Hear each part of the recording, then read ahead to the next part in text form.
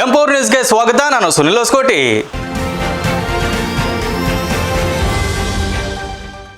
ಬಾಗಲಕೋಟೆ ಬಿಟಿಡಿಎ ಕಚೇರಿಯಲ್ಲಿನ ಭ್ರಷ್ಟ ಅಧಿಕಾರಿಗಳ ವಿರುದ್ಧ ದಲಿತ ನಾಯಕರ ಆಕ್ರೋಶ ವ್ಯಕ್ತಪಡಿಸಿದ್ದು, ನವನಗರ ಲೋಕಾಯುಕ್ತ ಕಚೇರಿ ಮುಂಭಾಗ ಬಿಗಿ ಪೊಲೀಸ್ ಬಂದೋಬಸ್ತ್ ಮಾಡಲಾಗಿದೆ.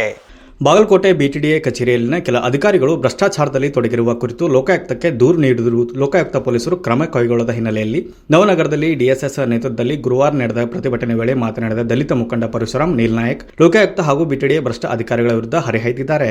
ಇನ್ನು ಇದೇ ವಿಚಾರಕ್ಕೆ ಲೋಕಾಯುಕ್ತ ಕಚೇರಿ ಮುಂಭಾಗ ದಲಿತ ಸಂಘಟನೆಗಳಿಂದ ಪ್ರತಿಭಟನೆಗೆ ಕರೆ ನೀಡಿದರು. ಈ ಹಿನ್ನೆಲೆಯಲ್ಲಿ ನಿಷೇಧಾಜ್ಞೆ ಜಾರಿ ಮಾಡಿ ನವನಗರ ಲೋಕಾಯುಕ್ತ ಕಚೇರಿ ಮುಂಭಾಗ ಬಿಗಿ ಪೊಲೀಸ್ ಬಂದೋಬಸ್ತ್ ಮಾಡಲಾಗಿದೆ. 25 ವರ್ಷದ ಹಿಂದೆ ಬಾಗಲಕೋಟ್ ನಗರ ಮುಳುಗಡೆ ಆಯ್ತು. ಮುಳುಗಡೆ ಆದಾಗ ಅಲ್ಲಿ ಮುಳುಗಡೆ ಆದಂತರು ಪ್ರತಿ ಹಂತದೊಳಗ SC ST ಹಿಂದುಳಿದ ವರ್ಗ ಅಲ್ಪಸಂಖ್ಯಾತ ಜನ ಮುಳುಗಡೆ ಆಯ್ತು. ಎರಡನೇ ಹಂತದಾಗ ಅನುಕೂಲಸ್ಥರು, ಭೂಮಿ ಇದ್ದವರು, ಆಸ್ತಿ ಇದ್ದವರು ಅಂತಸ್ತರು ಮುಳುಗಡೆ ಆಯ್ತು. ಮುಳುಗಡೆ ಆಗಿ ಇವತ್ತು ನಾವ್ ಎಲ್ಲಾರು ಏನಿದ್ವಿ ಅಂದ್ರ ತಗಡಿ ಶೆಡ್ನ್ಯಾಗ ವಾಸಿದ್ವಿ. ಅವತ್ತಿನಿಂದ ಇವತ್ತುವರೆಗೆ ಅರ್ಜಿ ಹಂಗದವಲ್ಲಿ ಬಿಟಿಡಿದೊಳಗೆ.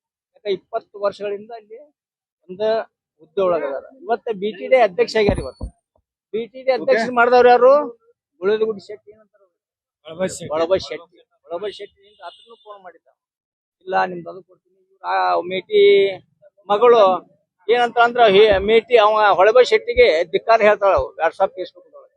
ಆದ್ರೆ ಇವ್ರು ಎಲ್ಲಿ ವಿರೋಧಿಗಳದಾರ ಒಂದದಾರ. ಇವತ್ತು ಆಡಳಿತ ಮಾತ್ರ ಅವ್ರನ್ನ ನಡೆಸ್ತಾರ. ಇವತ್ತು ಪ್ರಕಾಶ್ ತಪ್ಶೆಟ್ಟಿ ಅವರು ಅವನ ಇತಿಹಾಸ ಸಾಕಷ್ಟು ಐತಿ. ಇವತ್ತು ಅವನೊಬ್ಬ ತುಡುಗ ಹಳ್ಳವ. ಯಾಕಂದ್ರೆ ಹಿಂದ ರೈತರು ಕಳಪೆ ಬೀಜವನ್ನ ಕೊಟ್ರಂತ ಅವ್ನ ಅಂಗಡಿ ಮುತ್ತಿ ಹಾಕಿದ್ರು, ಅವ್ನ ಮನಿ ಮುತ್ತಿಗೆ ಹಾಕಿದ್ರು. ಮುಂದ ಯಾವ್ದಪ್ಪ ಅಂದ್ರ ರೂಪ್ಲ್ಯಾಂಡ್ ಸಫಾಯಿ ಕರ್ಮಚಾರಿಗಳಿಗೆ ಅದ್ರ ಭೂಮಿ ಖರೀದಿ ಮಾಡಿದ ರೂಪ್ಲ್ಯಾಂಡ್ ಅವಾಗ 30 ವರ್ಷಗಳ ಹಿಂದೆ. ನ್ಯೂಸ್ ರಿಪೋರ್ಟರ್ ನಾಗರಾಜ್ ಎಸ್, ಎಂ4 ನ್ಯೂಸ್, ಬಾಗಲಕೋಟೆ.